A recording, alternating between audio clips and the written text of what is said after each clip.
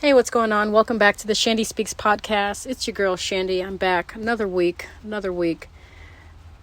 It's been a crazy week, folks. Today is Tuesday. Tuesday, November the 18th, 2025. I upload these podcasts on Wednesday mornings. It'll be up first thing in the morning. But I do want to give a little disclaimer about this episode because I've just been going through a lot of detoxing this week. I don't know if anyone gives a fuck or follows me that closely enough to notice that I'm actually not on TikTok right now. I'm not on Threads.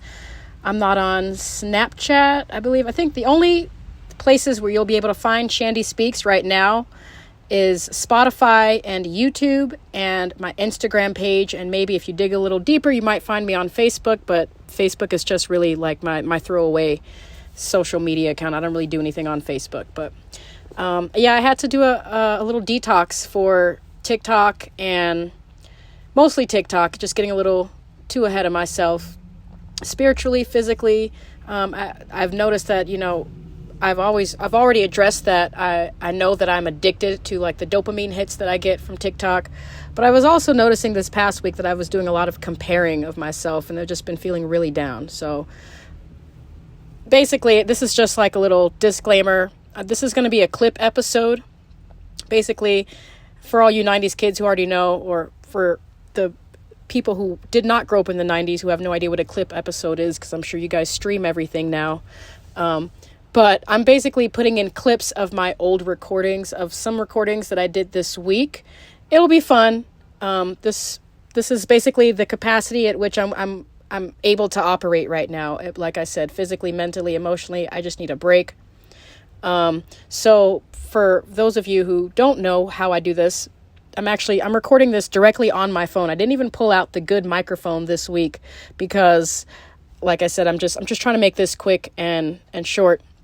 I'm throwing in these clips. The podcast was originally inspired by Van Life Diaries, which was originally inspired by these little voice memos that I record to myself, just for me, myself, and God to hear. And every so often I'll come across some gold and maybe I'll like try and, reiterate it or try and remake it on a podcast episode. But sometimes, like this week, some things just can't be recreated and you'd really hear the rawness and the realness in my voice, which I've been told through some of my listeners that they really like that, the authentic part of it. When I get into my rants, there is some kind of method to the madness. It's not just all me bitching and stuff. But like I said, that's the capacity at which I'm able to like give you guys this week. So I'm going to put in clips of, I think I have about an hour and a half worth of multiple clips that I've recorded on a day by day, basis for the last week. Since my last recording, I've made several recordings, or since my last podcast, I've made several recordings just for myself. And,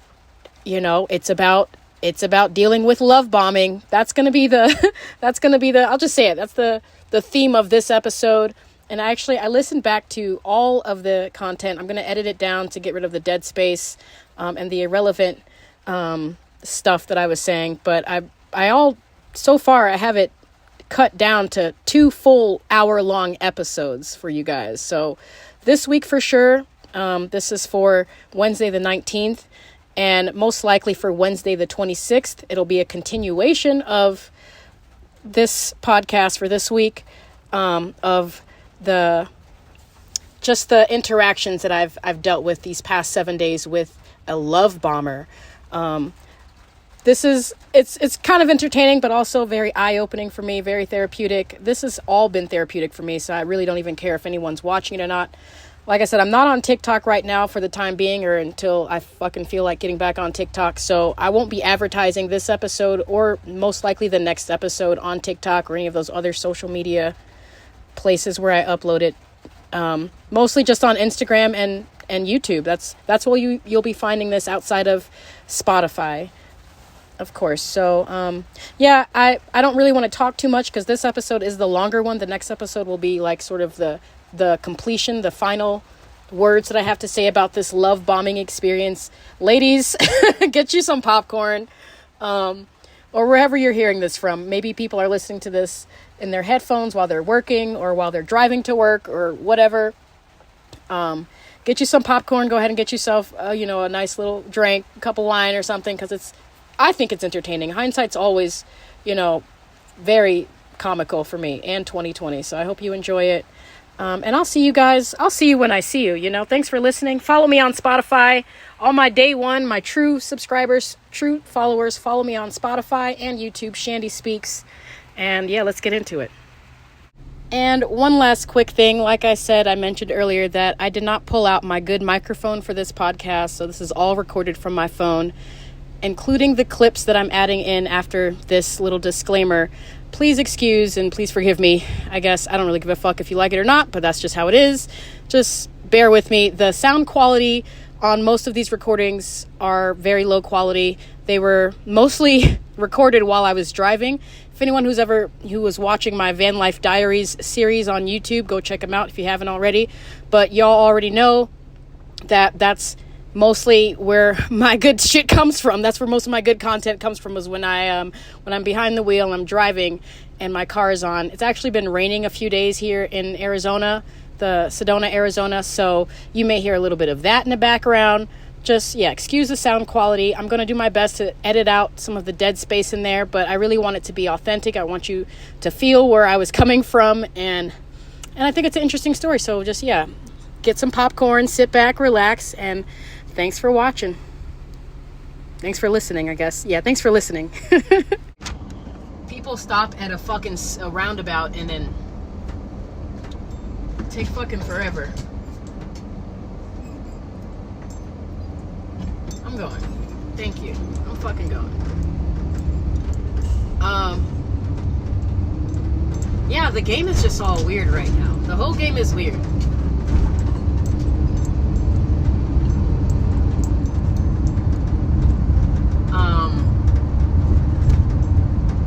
And I'm like I was saying right before I hit record, I'm starting to believe that it had nothing to do with hypnotic cultural societal programming, and it had more to do with the collective consciousness as a whole. Like, collectively as a whole. Like, if we are one, and what I know everyone else knows, and vice versa, what everyone else knows I know, and if we're all experiencing the same consciousness, we all are one. And I can tell you just right now, with everything that I feel right now, and if I can speak on behalf of the collective, we are tired. We are tired. We are hurt. We have been heartbroken. We have been misused and abused to each other. We have misused and abused each other. And collectively, as a whole, we have sort of tainted the dating pool with our own fucking trauma and our own fucking, I don't know. I don't know what the fuck it is, but something is keeping by these, I mean us, all of us, I'm including me something is keeping all of us kind of like bitter and alone. Bitter, alone, fucking, we don't want to admit it. We don't want to admit that we're bitter. We don't want to admit that we have insecurities and we have unhealed fucking trauma, but we do. Granted, collectively, we are all becoming more aware of our trauma and how it's affecting our lives. And I'd like to believe that there's a small percentage of people, maybe it's not small percentage, the collective, I'd like to believe that the collective is slowly but surely, just out of necessity for fucking survival, we are learning to trust again, even though we know what the end result will be. And I'm praying and hoping that collectively we're gonna all reach a point that the benefit will outweigh the cost. Meaning, what we get out of opening ourselves up and loving and trusting again and being vulnerable is more beneficial than what we may sacrifice or may lose out of it. But the problem is like, collectively, we have all been misused and abused.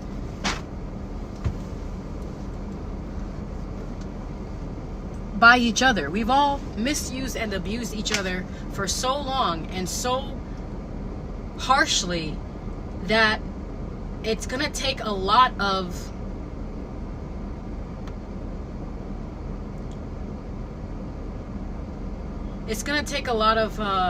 us to kind of, I'm actually not even sure what it would take. I like to believe that collectively we're moving back towards the center in some fucking way. I don't even know where I'm going with this. It's just like halfway triggered because I'm putting myself out there. And collectively, the collective conscious would probably, including myself, would probably agree that it's a recipe for disaster, because given the patterns, and we continuously project our past experiences and our past loves onto our present and our future loves, and that's why we're caught in this dead end fucking cycle where nobody wants to take their hand off of their heart. Nobody wants to take their shield down or remove their walls. Everybody's coming at each other with big walls, shields covering their hearts, and like a standoffish demeanor, kind of. But they still want to be loved. And that's me, and that's the whole collective as a nutshell. It has to be. Because here I am, delusionally looking for love again. Love, of all things, the most powerful force on earth, on a fucking Facebook dating app. And I know, I can't even say what I know, because I'm just speaking from my past fucking experiences, and I'm projecting it on to everybody else who I come into contact with. I still have an inkling of hope that love is possible, and people can trust each other again. After all the fucking times that I've been knocked down and picked back up, even now, I still I have a little fucking hope. But at the same time, I'm shielded. I'm guarded. I'm fucking,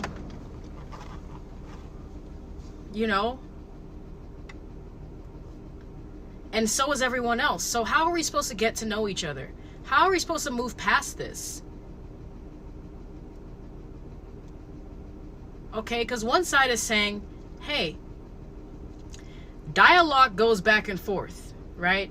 And if I ask you a question and then you just answer it without asking me a question, to me that means that's the end of the conversation, right? There's one side of me that's saying, okay, well, that's the end of the conversation. I asked him a question, he answered it, and didn't ask me a follow-up question, so guess he doesn't want to talk anymore. And then the other side of me is saying, well, hey, why don't you keep the conversation going? But then I'm giving off desperate. Then I'm giving off, peasant energy. And in reality, we kind of all are giving off, I don't even know what we all are doing. I really fucking don't. Because like I said, my past experiences is telling me that's the end of the fucking conversation.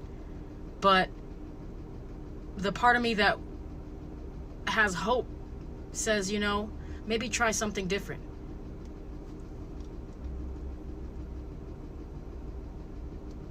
And I really fucking don't know.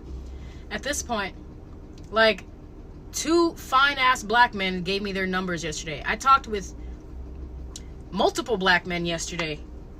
After I updated my profile, added some more pictures, DMs were on fire. Two fine-ass black men sent me their numbers unsolicited. And thankfully, I didn't text them on some desperation shit. But at the same time, I'm still going to be wondering, man, what if I did text him? Would I not be like how I am right now? I don't fucking know. I think collectively we're all scared. I think collectively we don't want to look like a fucking fool. I think collectively we are tired of wasting our fucking time. So no, it's not that I don't want to talk to you guys. It's just I don't want to be the only person who's like conscious in this relationship, in this whatever the fuck we're calling it. Even if it's just like a casual friendship, there still needs to be some kind of back and forth dialogue. I don't want to lead a conversation with someone who, you know, is not interested in having a conversation. And it's kind of hard to tell who's interested and who's not interested over social media and over apps like this. So I'm really kind of just at a loss right now. My emotions are all over the place because I'm not asking for pressure. I'm just asking for a little bit of effort. That's it. I'm literally not asking you to blow me up or love bomb me or give me beautiful lies. Like, literally just give me a little bit of fucking effort. And I'll give you a little bit of effort, and soon that'll grow into something else. And I'm seeing like many people's dating profiles are just trying to come out and saying, I don't want to text. I don't like the talking stage. I don't like the talking stage. Well, collectively as a whole, that's probably why we're where we are right now, because we didn't take the time to have a talking stage, and we jumped into these relationships with these people who ended up hurting us and not respecting us, and now we're feeling some type of way toward everyone else now. You know, like, the talking stage, although it's annoying, it's still necessary. You literally can't fall in love with someone. You can't just say, hey, let's skip the talking stage and just go straight into love and figure the rest out later. No, that's not how it works. And shame on any grown-ass man who's older than me trying to peddle that bullshit, because collectively, that's not going to help us either. It's not going to help us by shutting ourselves off from each other, and it's certainly not going to help us by just jumping into relationships just to avoid loneliness. So I consider it a win. Yeah, I'm slightly bitter. Collectively, I believe we're all bitter. But at the same time, like, you know, it is what it is. It is what it is. I have their numbers on screenshot if they want to give a little bit of fucking effort, and maybe we can get to that point. But I'm not giving my phone number. I'm not going to text anyone who I have never met in person. Gave me his phone number before I physically met him, and I still talked with him on Tinder until I physically met him, and then I texted him. So now I'm just like collecting phone numbers from dudes who can't even hold a conversation long enough to set up a time and a place for us to physically meet in person. And then what's up with all these fucking matches like 200 miles away? Why am I getting matches from Phoenix and from Nevada? By all means, Phoenix is only like a 2-hour drive away. But still, you mean to tell me there's no one compatible within 100 miles from me? There's no one who's, you know, and okay, so I'm biting. So I'm talking to these motherfuckers who are in Phoenix and Nevada, just to get the you know, the conversation going, just to get, you know, myself out there again. And I'm feeling like, yeah, it would be nice to just skip all the talking stage and just jump right into love, but realistically that's not even a smart thing to fucking do. Okay, even in like fairy tale land, it's not fucking smart. So here I am. It's 7:58. I'm about to go ahead and unmatch myself from all these busters who, whatever. I mean, like I said, collectively, I think we're all fucking hurt and we're all fucking tired of wasting our fucking time. It's not that I have trust issues. I actually trust people too much, and maybe that's my fucking problem. I don't even have a fucking problem. I don't give a fuck if I trust people too much. I really fucking don't. I ain't even mad at that bitch who stole from me as a result of me trusting her too damn much, because karma takes care of all that shit, and she needed it more than me anyway, and I'm still fucking here. I'm sure that bitch is still fucking struggling. And likewise with these motherfucking niggas, respectfully. Like, I'll trust you until you give me a reason to not fucking trust you. Really. You have 1,000% trust. I trust every single fucking person who talks to me until they give me a fucking reason not to. And the way you were love bombing me, both of these motherfuckers, the way these motherfuckers were love bombing me yesterday, I had dreams about one of them last night. I told my homegirl about him this morning, first thing this morning. And maybe that's all I needed. Maybe I just needed a little delusional push in the fucking back of the fucking head. And now I'm back to fucking reality, which is everyone's too fucking scared to get to know each other. Everyone's got their guards up. And it's hurtful. Look at this. Literally, motherfuckers are in my fucking mailbox.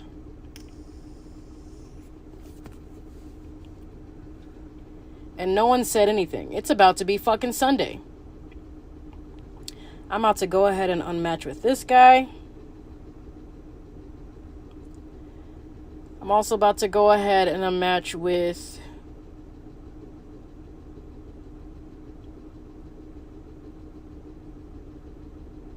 Yeah. He sent the first message on Friday. 4:47. I responded to him an hour after that. And then he responded to me 3 hours after that. I was already asleep. And so I responded to him 9 hours later. And here we are 15 hours later and he hasn't said anything. So, yeah, like, after 24 hours of nothing, I'm just going to assume that you're not interested.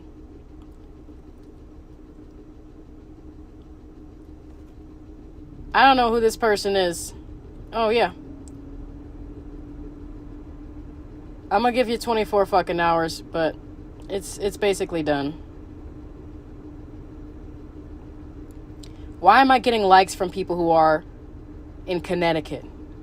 What does that do for me? Ohio, what does that do for me? Why are you asking me if pineapples go on pizza? You just Googled icebreaker questions. Bless his heart. That's not no. This is the state of our dating pool. And it's kind of just, it's tired. It's so fucking tired.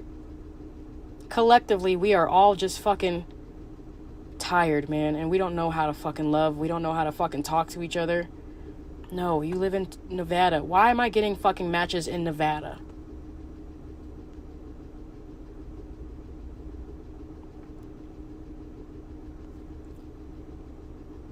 $1,800 miles away, Florida, Nevada.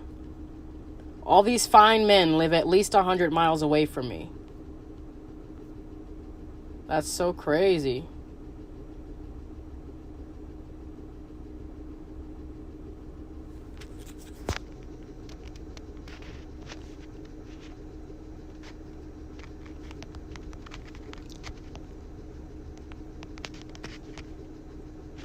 I can't even respond to this guy until the morning because it's 8 o'clock.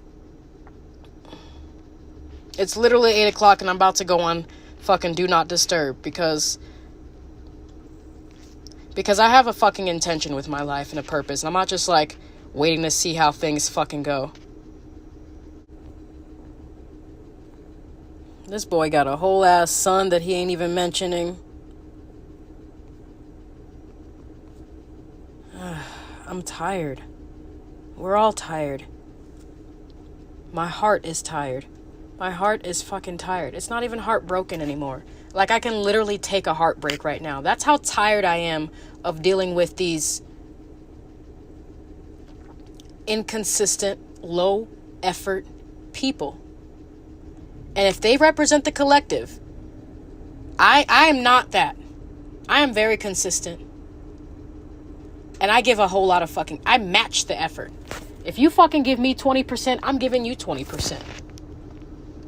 If you give me 100%, I'm giving you 100%. The problem is, motherfuckers are barely getting past the the initial talking stages.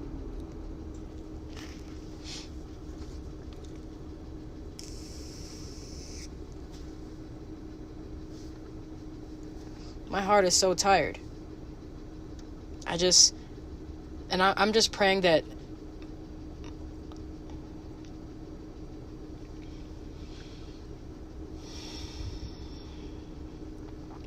I still approach this life with an open heart and an open mind, and that maybe one day I can just rest. That I can just rest in whoever he is. I can rest in his masculinity, whoever he is. And if there is no he, then it's God. I just want to rest in him. I want to find peace in him. I want him to be my peace. Until then, it's just got to be me, man. I love you, Chandrie. Good night.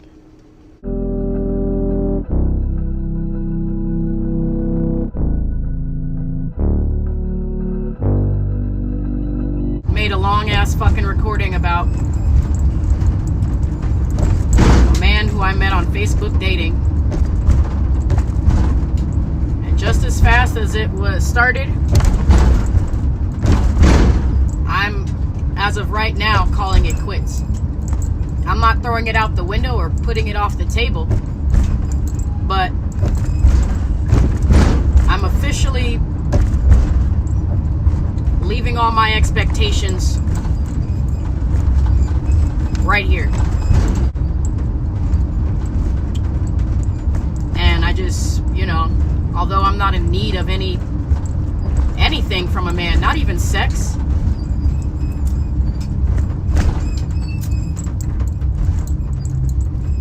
I'm basically back where I started a week ago. Let's call it even 2 weeks ago, because leading up to matching with this man on Facebook, I know I was ovulating. I was ovulating like a week up to it. We physically started talking this past Friday, and we had an hour-long conversation. We had 2 hour-long conversations on that same day. And then, as the future me could probably assume, it definitely fizzled the fuck out big time. And I'm just using this to sort of warn my future self about what I've learned this past week. Tomorrow will be Friday. Tomorrow will be exactly 1 week since I've known this man existed. Let's put that out there. You did not know this man existed less than a week ago. And within a week of knowing this man existed, you done fantasized about having this man's theoretical mythical children. You even microscopically, very, very quickly considered moving back down to Phoenix, even though you was just down there, just so you can be closer to the nigga. Well, let's just put it out there. I went ahead and saved this nigga's phone number in my phone under his actual name, which was the first mistake, because I don't know this man. Future self, present self. We don't save numbers from men. We don't save men's numbers in our phones. We don't.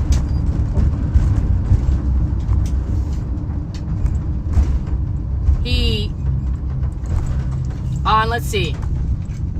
Sunday we talked.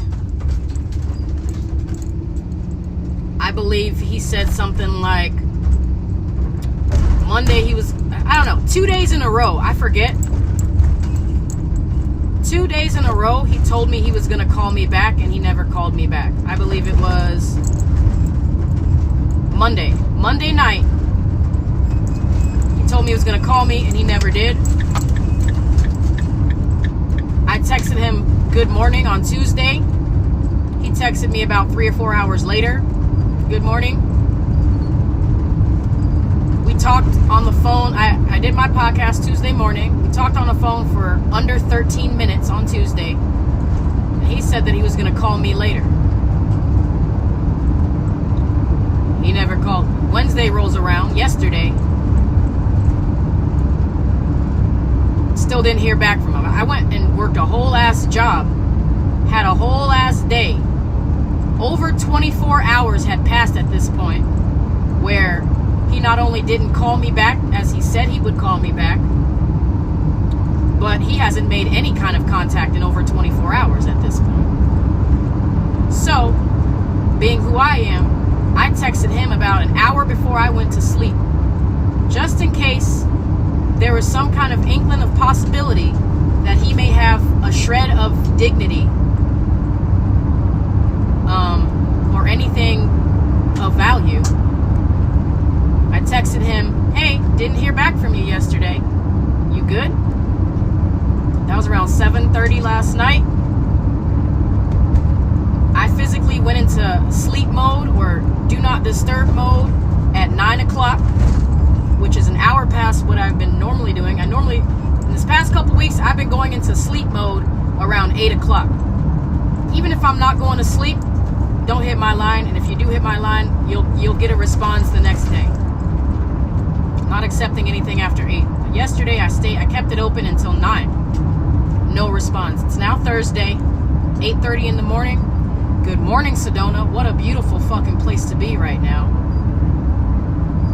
A man's got to be goddamn Superman for me to consider leaving Sedona again. Really. I know I left it 3 times already and attempted to leave it one other time for Phoenix. And, I'm just going to make it work here in Sedona. And if a man is above the feeling that I get while being here in Sedona, I don't even care. Basically, I'm chalking it up to a learning experience. He was the best way to describe it was love bombing. And that's what he saved in my phone as right now. The love bomber. Because he was coming on pretty strong, but at the same time, I sort of allowed it.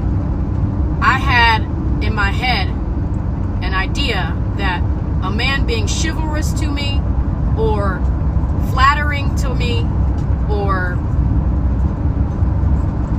giving me compliments, being romantic, being charismatic, I had it in my head that all those things meant that he was interested in me. But really, aside from the fact that it was actually love bombing, which is a manipulation tactic to gain control, aside from that, I'm learning that he was only being romantic to me because he is inferior as a man in general, and he didn't really have much else going for him outside of flattering me and love bombing me. Let's just keep it real. Because if he did, it would be evident. He would push back in some way. But the only thing he kept saying was how beautiful and sexy I am, how we need to be together, how we've just been meant for each other. Name all the things that a love bomber would say to a woman they met 5 days ago, 3 days ago at that point. He said it. To the point where I dreamt about this nigga. I envisioned myself carrying his mythical, theoretical children. And I know I'm going to make this a podcast topic. Not him at all, because he doesn't deserve it. But just how women, specifically me, I basically blatantly, deliberately ignored the red flags from jump. Just because I assumed being romantic meant that he was interested in me, when really being romantic was just his way of trying to be manipulative and controlling, to gain control of the situation and to sort of, shoot his shot. A man who doesn't really I'm learning that a man who's got really nothing going for himself or nothing to benefit me specifically will resort to being romantic and flattery because they understand that women, myself, eat that shit right up. It don't even matter if anything he said was true, or if I felt the red flags through his bullshit that he was spewing out. The only thing that mattered was how it made me feel when he said the bullshit, which is, I'm learning that's where I'm fucking up with these niggas. And by niggas, I mean the male gender as a whole. In fact, I'm going to take it as a big red flag if any man tries to be chivalrous to me. Because when you think about it, a man who actually has something to offer me or a woman or the world, they wouldn't need to resort to cheap compliments and love bomby phrases like, where have you been all my life type shit. A man who's got something to offer won't have to resort to that. And just him being in his fully formed masculine self is romantic enough, and is enough for me. Should be enough for me. So, yeah. Coming to this realization right now. He saved in my phone as love bomber. Of all the ain't shit niggas that I've met recently, let's say since my divorce, he was the one that love bombed the hardest. So much so that he was saying hurtful things when I didn't talk to him for a day. Kind of giving off a desperation vibe.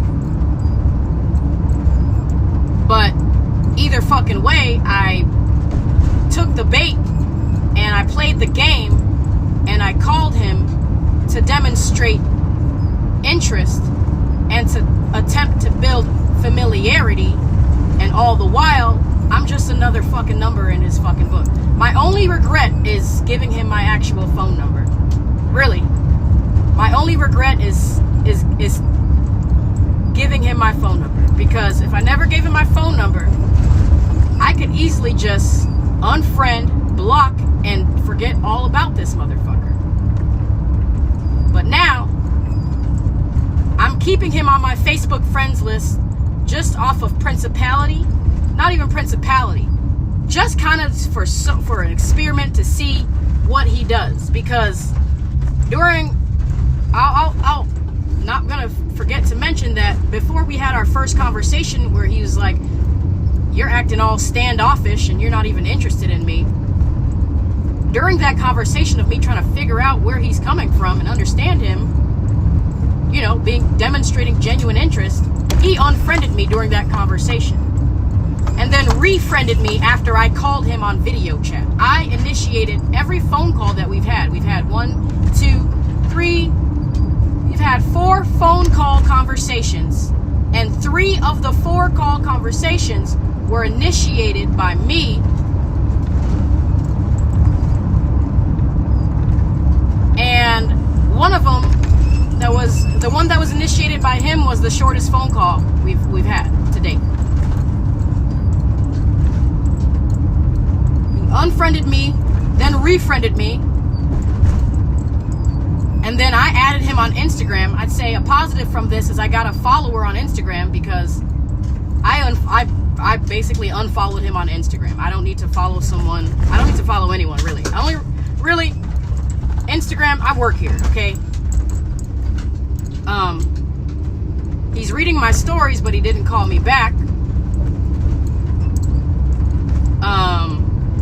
So his credibility is kind of, it's not even credibility. It's just more of his character. I'm figuring out who he is as a character, and I'm over it. I'm really kind of like, I'm slightly butthurt. I can admit that I'm a little butthurt, because a part of me just really, really wanted to believe in that fairy tale again. And Chandrie, stop fucking doing this to yourself. Men don't believe in fairy tales. Men sold the idea of a fairy tale that they don't even believe in themselves, but they just understand the benefit of making women believe that fairy tales are possible. And the benefit is, he probably could have got some. Like I said, I've already had his theoretical mythical children in my head. All because of his illusion of a fairy tale. So stop it, Chandrie. Let's talk about these red flags that you overlooked. And I don't even know if they're fully red flags, but I'm going to just speak them out loud. The first one was before I even exchanged any kind of Facebook or personal information with him outside of the dating app, which was that he is a 43-year-old man who has never been married and has never had children. Don't get me wrong, that's sort of one of those things where it's just not common. It's not common for a man his age to be unmarried and without children. So that, in a way, can be a red flag. The only way that would have been seen as a catch, because, yeah, ideally, I would love to, you know, be with a man who is not married and doesn't have kids. But at this age, it's just kind of uncommon, maybe even unrealistic. So that's kind of where I was at with that. I sort of ignored that. If he actually was a real catch with no children and no previous wives, he wouldn't be on a dating app. He would actually probably be more successful than he is right now, because he had been focusing on his bag this whole time instead of, you know, getting married and having a family. So that was a first subtle red flag that I deliberately ignored. The second one was after we started conversating and text, and he started, you know, acting sort of desperate, I guess, or coming at me for not showing interest in Messenger. And I had asked him, how long were you on the dating app before we matched? He said he'd been on there for a year, which was a big red flag that I completely deliberately ignored. A man who is seemingly a catch, doesn't have any kids, doesn't have any baby mama trauma or a wife or anything. He's been on an app for dating for over a year. Let's just call that a bold-faced lie anyway. Let's call it a bold-faced lie. Right? I don't know what let's say if it was a lie, I don't know what he was trying to prove by saying that he was on a dating app for a year before he matched with me. But knowing that it was probably a lie, or let's say it wasn't a lie, let's say it was true, it still doesn't make sense, because on paper he seems like a catch. No man who is a catch from a woman would be on a dating app that fucking long. And I told him I had only been on a dating app for 2 days. That was facts. I just opened up that dating app no more than 48 hours before I matched with his ass. And by the time he friended me, by the time we were friends on Facebook, like, I started that profile on a Wednesday, I updated the profile on a Thursday. By Friday, we were in each other's DMs on Facebook. And by Saturday morning, I had deleted the app altogether. I'm not on dating. I just deleted it altogether. And it wasn't because, hey, I found something and, you know, I'm going to try and make it work. I wasn't that delusional. But it was mostly because I was just tired of dating in general. It took me 2 days to become that fed up with all of it. And I told him that. I told him I deleted the app as soon as we friended each other. He can take that and interpret that as he will. Okay, so that's another red flag. Another red flag that I deliberately ignored was when we talked on the phone for the first time, over an hour. Decent conversation. I'd say it was like a 6 or 7. He told me he doesn't have a car. These are just like materialistic things that I don't care about. It's not that I want you to have a car. It's just that having a car demonstrates a character type that I would want you to have. You know what I mean? Like discipline and being able to take responsibility for your life. That's a red flag. And then everything else after that was essentially a red flag that I deliberately ignored. We can go down the list. I don't have a car. I'm living with my cousin right now. I don't have a job. I'm waiting for a job. I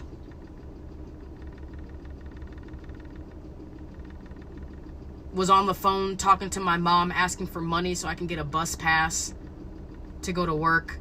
I need a ride from my cousin up to the interview.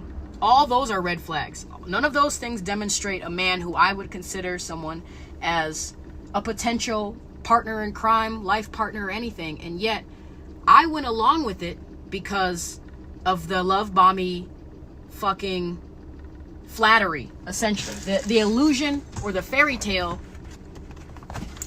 the delusional fairy tale mindset that I had that, hey, even though he clearly is not demonstrating anything alpha in any fucking way,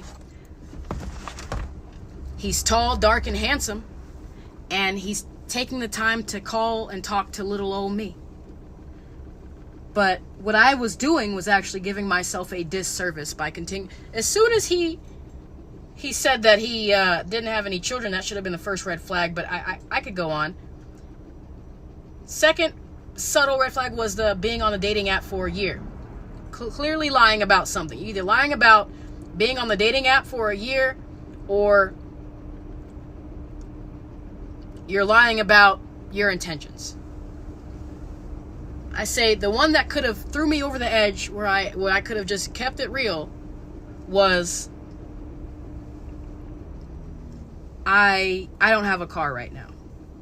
So in any way for us to meet, it would have had to be me driving 100 miles up to see him, and then potentially inviting a stranger into my car again.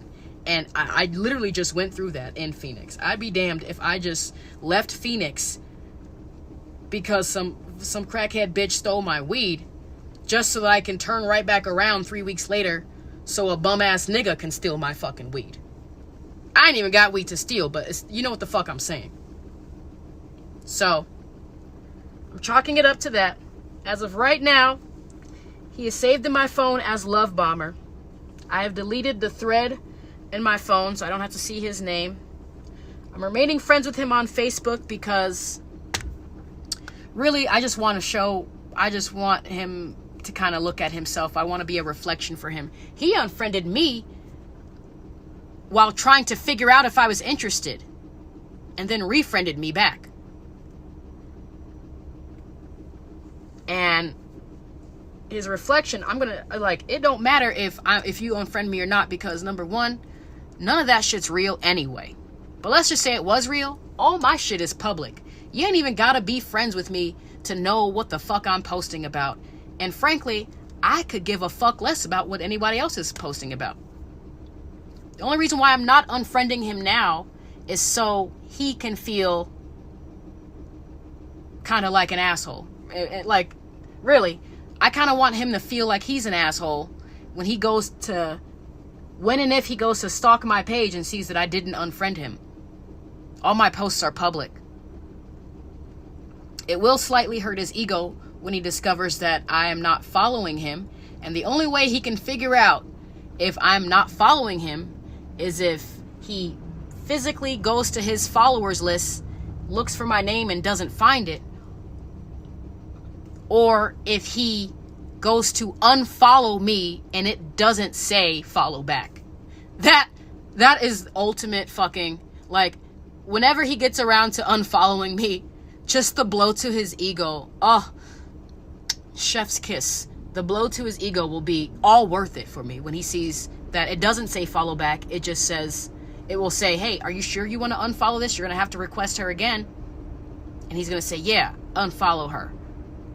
Let her just follow me. And then he'll see that I'm not following him at all. In fact, and then he'll try and think like, man, how long has she not been following me?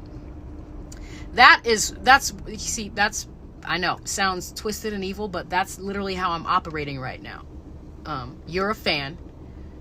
You can go ahead and follow me or not follow me. He's most likely gonna stalk my stories because he won't unfriend me unless he wants to deny full access. He knows that if he unfriends me on Facebook or unfollows me on Instagram, he is denied permanent access forever.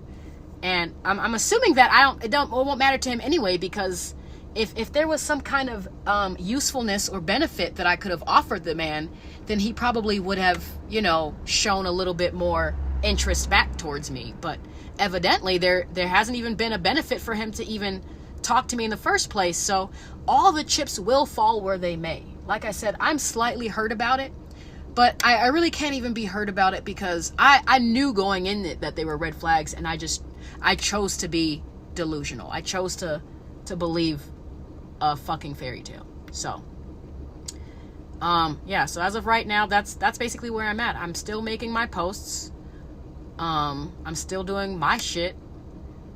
When and if he ever calls me back or texts me back, maybe I'll give him a chance, but most likely I won't. Like, he's got a lot of backpedaling. He's got a lot of catching up to do at this point. If he even wants to. And if I'm not benefiting a man, then and then I know that he won't be interested in me unless I'm benefiting him or bringing value to his life in any fucking way. By the way, all this new knowledge was kind of just shot into my head from a queen. I'm just going to put that out there too. Miss Queen Lilith, Rich Red Witch. I saw an 18-minute YouTube video. Love this woman. Bless her heart. She gets all of her fucking flowers. Thank you again. Like, I already knew it was done, but she always comes through with helping me understand why it's done, and I'm just grateful for her content. So yeah, here I am. I think the other regret that I have, other than giving my phone number, was talking about him to Rochelle. I should have talked about him at all. And in all fairness, at the time when I talked about, I said a fine black man. I started talking to a fine black man. And I told her, I'll let you know how it goes. And she was happy for me. In all fairness, I wasn't even specifically talking about him, because at that time, there had just so happened to be him and like maybe two other guys. There was like 3 fine black men that I was actually, contemplating at the time. I didn't give her a name, and I didn't give her any kind of special details. I just said a fine black man. There was 3 of them at that time when I said those words to her. There were actually 3 of them. And then that dwindled down to him like 24 hours later, which is now nothing. So I kind of regret even giving her that much, but it is what it is. It is what it is. I'm still doing what I'm doing. Like, nothing has changed for me. I haven't missed a date.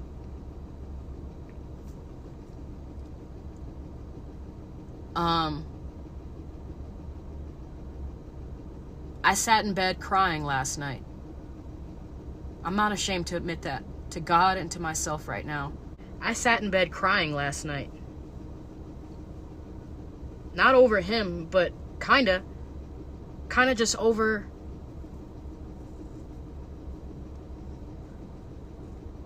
feeling real discouraged about even putting myself back out there.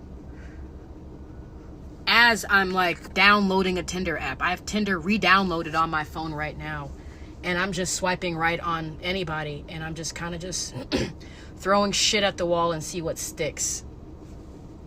And it's kind of discouraging and a little dehumanizing, and it only kind of just wants it's somewhat fueling just the love that I have for myself. I said to myself last night that whether he talks to me or not, it's a win-win situation. And I need to really fully embody that. It's a win-win situation whether he or any man talks to me and romances me and loves me or not. Because if he loves me, if I always love me, period. That's the baseline. So if another man loves me, he's just adding to my love.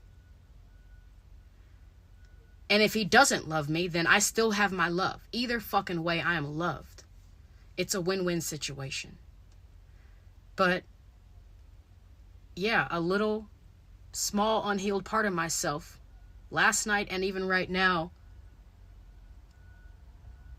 I'm trying to find the joy, or trying to, it doesn't really feel like I'm really winning, but I know I am. Because how do I show up for people? Loving myself fully.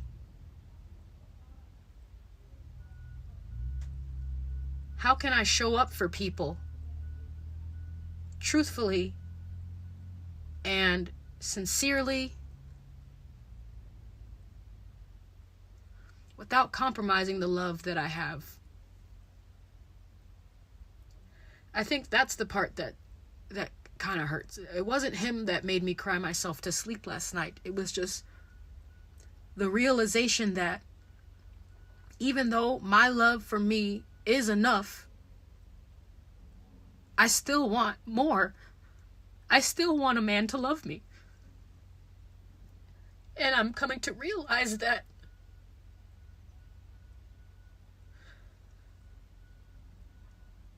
it just may not even be possible for me in this lifetime anymore. Or if it was ever a thing. I don't know if I was ever loved by a man who I gave no benefit or value to. And if I gave a benefit or value to them, then that's the only reason why they kept me around. Because they were trying to protect that usefulness and that value. They were trying to protect their access to that value. I think it's crazy how, or funny, almost laughable, how it's sort of argued or believed that women are the gatekeepers of sex and men are the gatekeepers of relationships. And if that were to be true, if we humored that, then essentially men are trying to convince women to have sex with them since they hold the key to the gate. All the while, women are trying to convince men to be in a relationship with them while they're holding the gate. And men understand that they basically decide if women are worth being in a relationship with.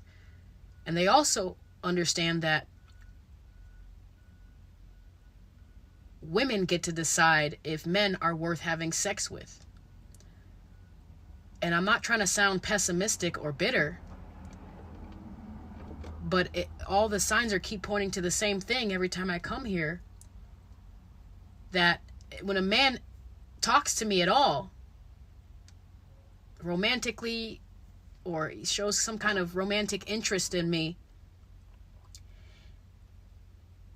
he is slowly trying to disarm me or help me lower my guard or to build a false sense of closeness so he can reap the benefits of being able to have sex with me without having to commit with me.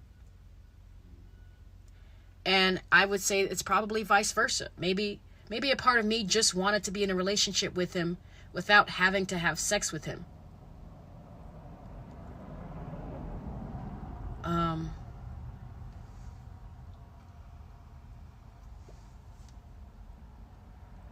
That's what I got right now. Chandrie, I love you so much. I want you to go and have a beautiful day. Okay? Remember who the fuck you are. And remember that this is a bum-ass motherfucker. And I'd be damned. You'd be damned if you let any bum motherfucker cause you to cry, directly or indirectly.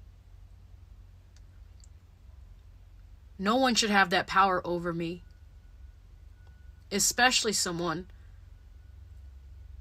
as bummy and beta as him. And that goes for anyone. I love you.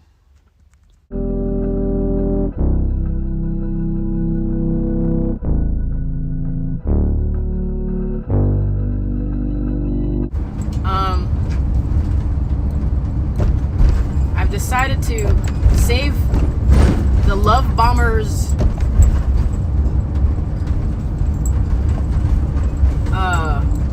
number. He's still saved in my phone as 𝗏𝗏𝗏𝗀. What? Dude? This guy's like flashing his bright ass cop lights in a 25-mile zone. Nigga, go anywhere else. Get off my dick.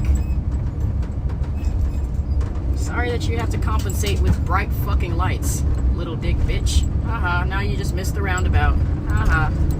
Now you can annoy somebody else. I lost my goddamn train of thought. Yeah, he's still saved in my phone as the 𝗏𝗏𝗏𝗏. And he will remain the 𝗏𝗏𝗏𝗏 until he wants to officially call me his girlfriend. Real talk. Even if we meet each other and we fucking snuggle, make out, hit it off, until he calls me his woman, he's gonna be the 𝗏𝗏𝗏𝗏, because essentially that's what he is. He's the last man I accepted into my life openly under romantic pretenses, under like, you know, any guy who enters into my life after him will have been on paper here after I discovered the true purpose of men being romantic, which is just to impress men or impress women. So, and like Tupac said, once you learn the game is just something that you just get to play.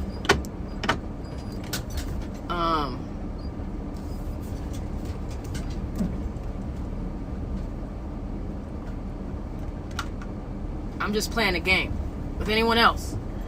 Technically, I'm playing a game with the 𝗏𝗏𝗏𝗏, at least to myself in my head. I find him intriguing for some reason. I find him attractive. I see myself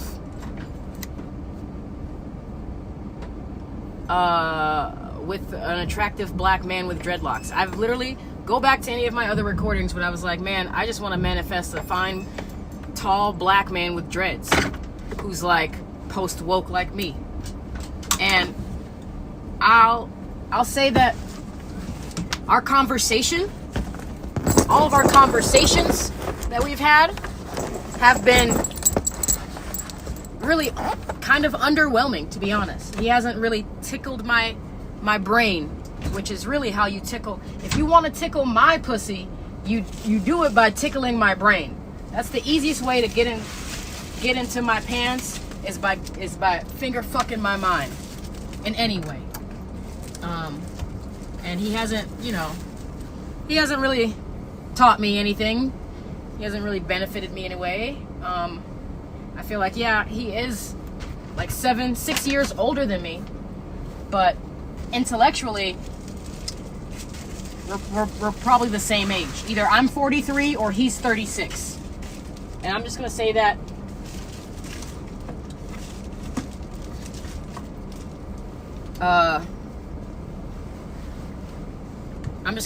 like mentally he's 36 and mentally I'm 43. We're the same age mentally. His physical age matches my mental age and vice versa. And I recognize it, and I'm actually willing to, that's the thing I'll be settling on. I'll settle on the idea or the possibility or fact that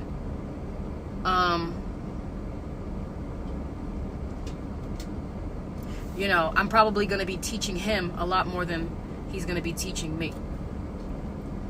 And that's okay.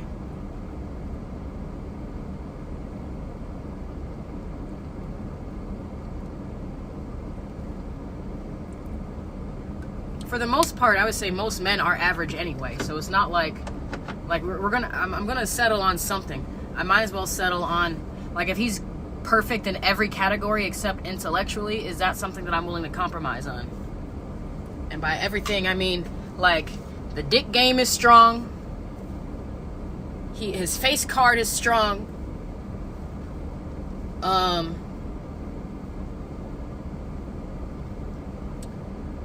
You know, I think that's basically it. He's struggling right now financially, but I'm kind of struggling financially. So who the fuck am I to judge a man who can't provide for himself if I'm barely providing for myself? Like, in all truthfully, like, I got 73 cents in the bank right now, about $1,200 worth of credit debt, and $43 in cash, plus like a jar full of fucking pennies. But I know I don't need for anything. I have everything that I need. So that's really like the minimum that I can expect from him, and that's what he's bringing. He has everything that he needs, you know. He's able to take care of himself as much as I'm taking care of myself right now on paper. You know what I mean? Like, you know, he has a roof over his head. He has food in his stomach. Never mind where the food came from. Never mind where the roof, whose roof is it, you know? He's able to take care of himself as much as I'm taking care of myself. In some way. So, yeah. So I texted him. I think the last recording I made was, he said he was going to call me, and yeah, I was bitching about saving his name as the love bomber. And I think last message I sent him before I made that last recording about him was saying that, like, hey, didn't hear back from you yesterday. You good? And he didn't respond until, like, I sent that message at like 7:30 at night, and he didn't respond to me until like 12 o'clock the next day while I was at work. He said he is good. I just kind of want to put on here that I'm just happy of my maturity and my growth right now, because a younger, unhealed version of myself would have had no compassion for this man. You know, I in a way have compassion for the man, mostly because he is physically attractive, and that's really kind of all I have going off of right now. But that, you know, I also have compassion for him because, you know, I'm right there with him. And what kind of how beautiful would it be if I got to, how beautiful would it be if we both come up while we're talking to each other, and, you know, of course, his level of attractiveness, his level of perceived attractiveness from other women will definitely increase. You know, like, no woman's really checking for a man who don't have his own house or car or money. And I am. Because, not because of any kind of potential, because potential is an illusion. Potential just means, like, it's just a projection of what I would do. Like,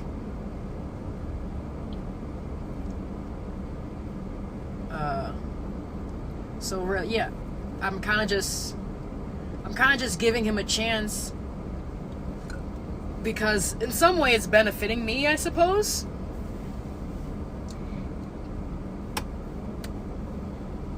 But I'm also untethered.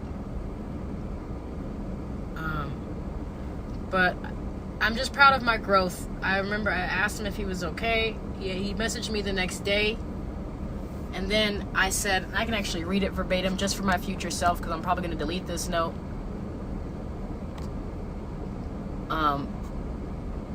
But I said,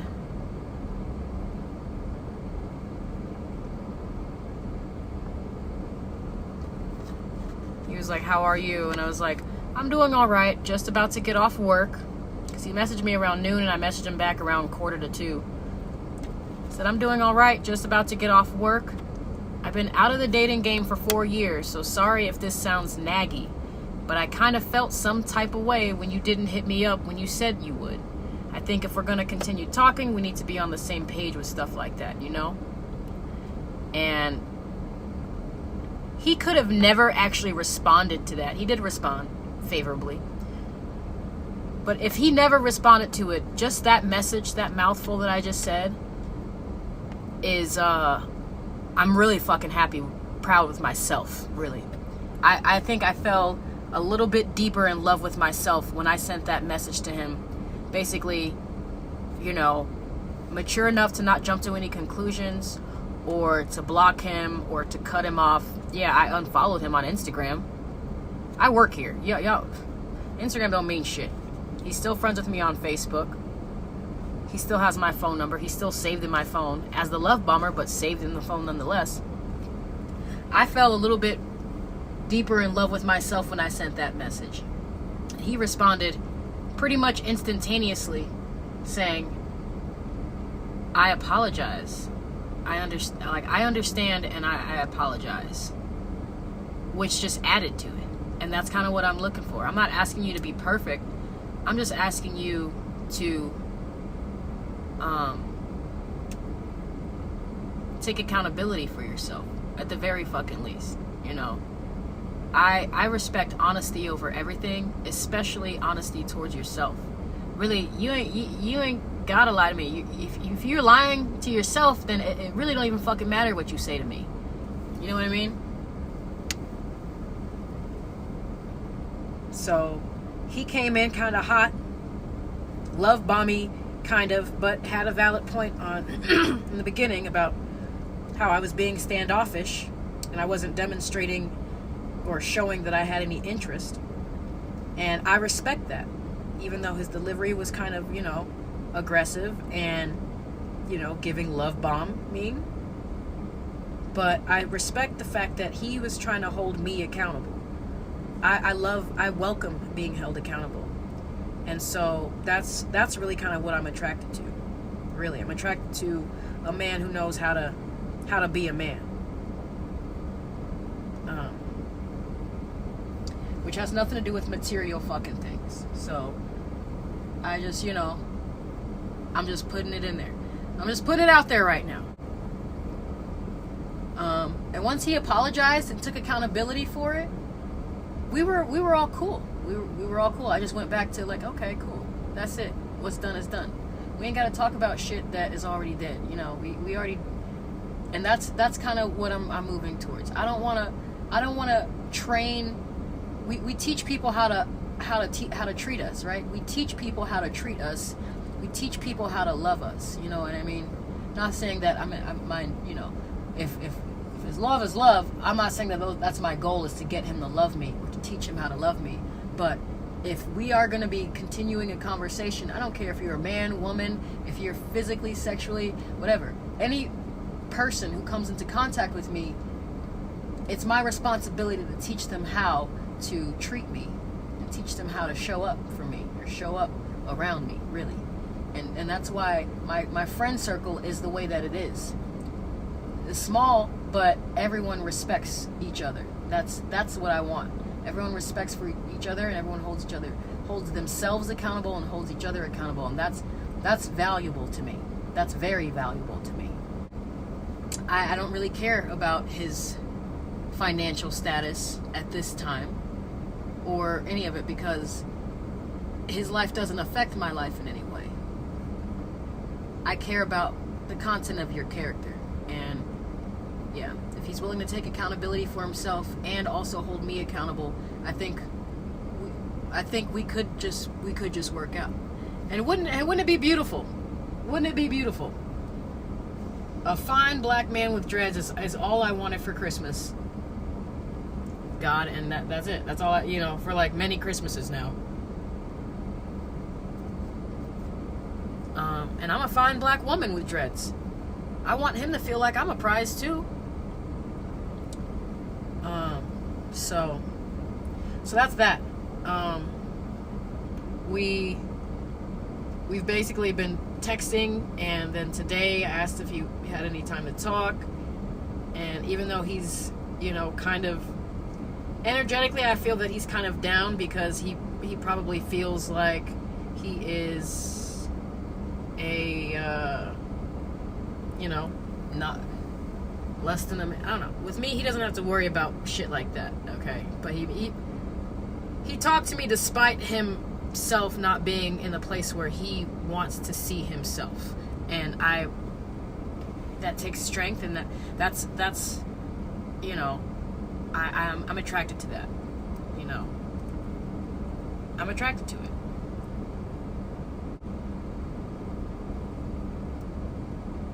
We talked today on Facebook video, and today I asked him what his love language is, which I might actually do a podcast on because I probably could have guessed it. Touch. Physical touch, of course. A man will most likely say that physical touch is his love language. And I would assume that it's especially because men don't get as much access to physically touching women as much as women would get access to physically touching men. So, yeah, it kind of makes sense that a man's love language, most of the time when I ask a man what his love language is, he says touch. Of course, mine is quality time, and that makes sense too. I would say that most men would say that physical touch is their love language, and most women would say that quality time is their love language, which sort of all comes back to the men are the gatekeepers of relationships and women are the gatekeepers of sex. I think I'm just gonna die on that hill. I'm just gonna put that into my old little rule book of things that just are fucking what it is, based off of actual evidence. Because like, if women are the gatekeepers of sex, that means that men would want their love language to be physical touch, right? Because physical touch can lead to sex. If they receive love or show love by physically touching,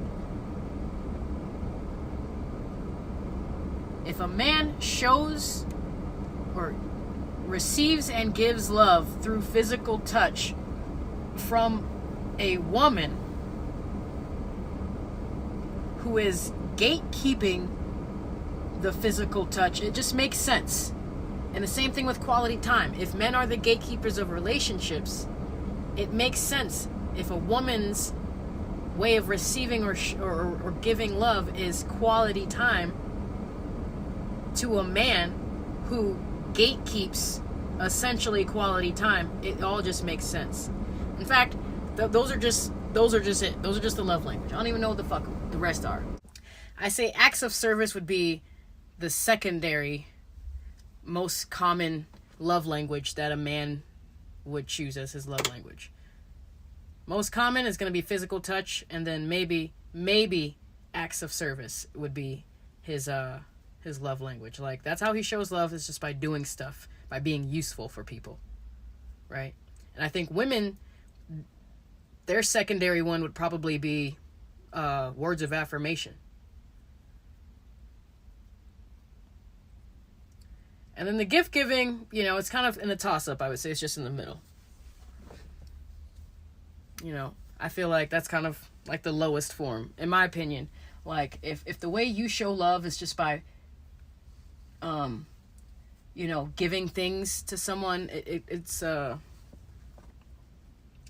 that's cool. That's not my love language. I don't want to fuck with anybody who thinks that you can just buy your way into someone's heart. But maybe I'm misinterpreting it. Obviously I am, because I'm hating on it. But so yeah, it was a progress today, and I'm feeling slightly optimistic about it. Let's go into Vajra. Vajra is the Hawaiian 6'2", non-melanated man who asked me out at the bar last night. And since he asked me out, he called me last night. He called me today. And he's basically anticipating me to call him tomorrow. And he said something casually about him wanting to kiss me. And he is very obviously unaware that I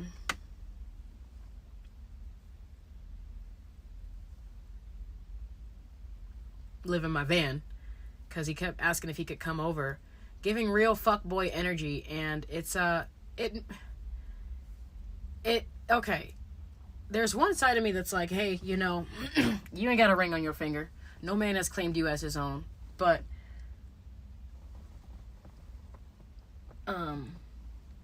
there's another side of me that's saying, well, I kind of am talking to this guy, Love Bomber. I'm kind of talking to the Love Bomber right now, even though I was just talking shit about him a couple days prior today. And in this off chance that me and Love Bomber actually become an official thing, there'll be that little, not really a stain, there'll be that little incident. If I were to hook up with Vajra, let's say tomorrow. If I hooked up with Vajra tomorrow, and in like 2 weeks, me and Love Bomber become like official. This is just super hyper unrealistically fucking hypothetically, right? Then we'd have that.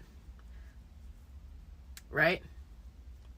Right now, I can confidently go up to Love Bomber and be like, I haven't had sex in 150 days. Right?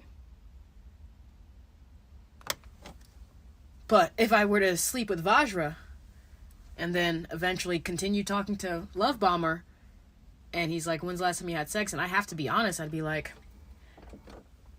2 weeks ago. And then he'd have to do the math, like, wait a minute, we were talking 2 weeks ago. You mean to tell me that you had sex with someone while we were talking? That could really fuck some shit up. That's something I'd really kind of have to think about. And at this point, I don't even think it's even up to me to even think about. I think it's up to my vagina. I don't know. He mentioned, like, wanting to snuggle on the first day I met him, like, over the phone. And then today he mentioned something like, well, let me just stop by for a kiss. And, yeah, it's giving real fuckboy energy. Now, if I go and have intercourse with this Vajra guy, I think I'm already talking myself into not.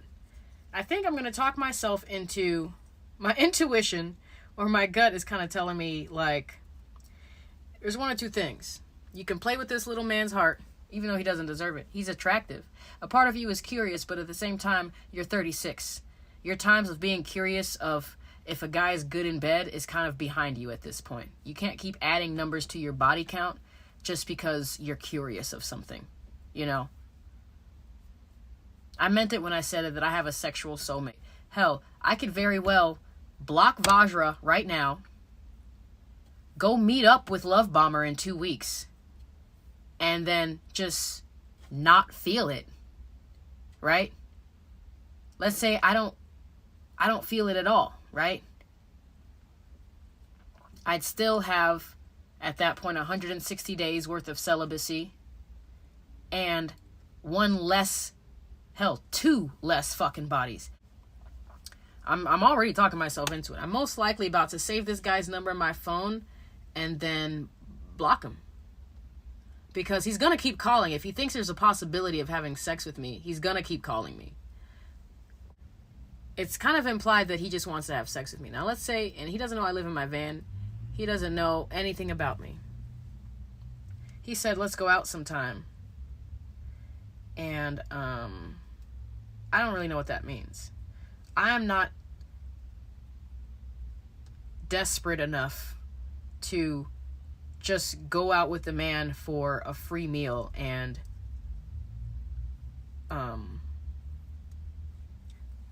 flattery.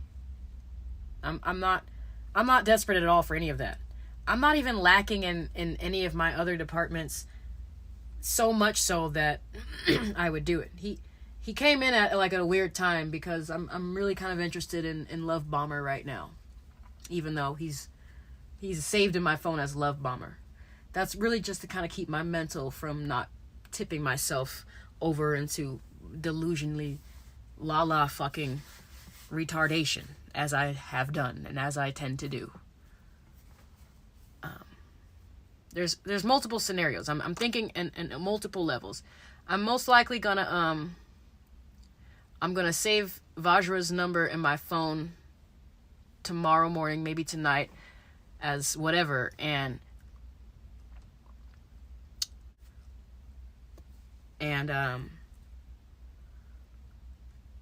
having self-control, cool. That could be a good test. The only thing that I'd probably consider with Vajra is to seriously test myself with how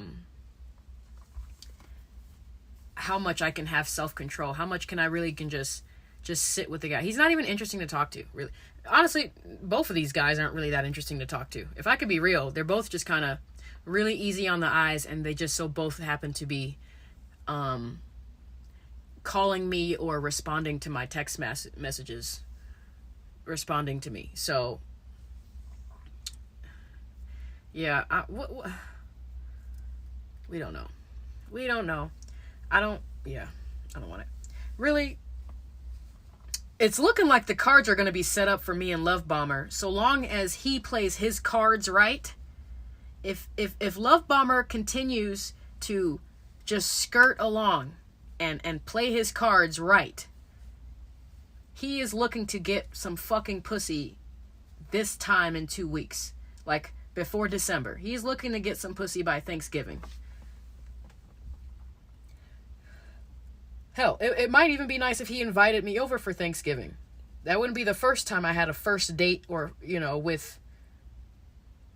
Not first date, I mean, technically. It wouldn't be the first time that I met someone very soon before they invited me to a traditionally family-oriented holiday dinner. Right? We remember fuckboy from 2023, right?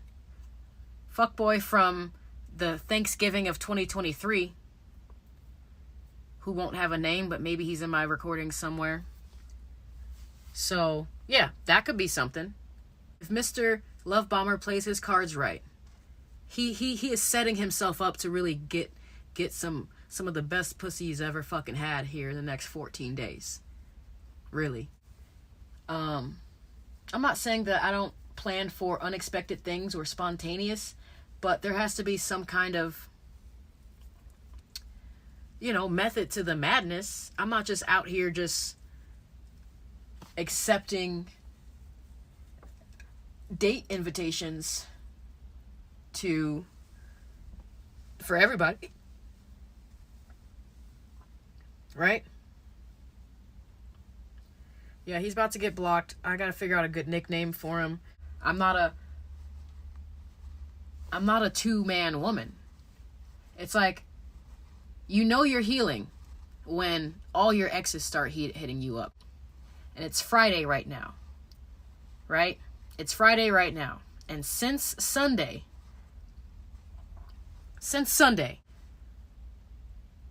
so this moment right now, we met 𝗏𝗏. We met the Hawaiian man. We had Brett, also known as Probably Wants to Go Down on Me. He actually has asked me out twice this week. Since I started my period this week, Brett has asked me out twice. A stranger has asked me out. 𝗏𝗏 is consistently talking to me. Now Doug's fucking ass is friending me on Facebook. This week has been like a very weird week with men. I would say the weirdest it being with Brett asking me out twice, 𝗏𝗏 and this random stranger guy, and then Doug out the fucking woodworks. I feel like there was another one too. Yeah, all I really want is just one man, really. It may or may not be Love Bomber, but whoever it is, it's like, it's just one. Anyway, get some sleep, Chandrie. I love you.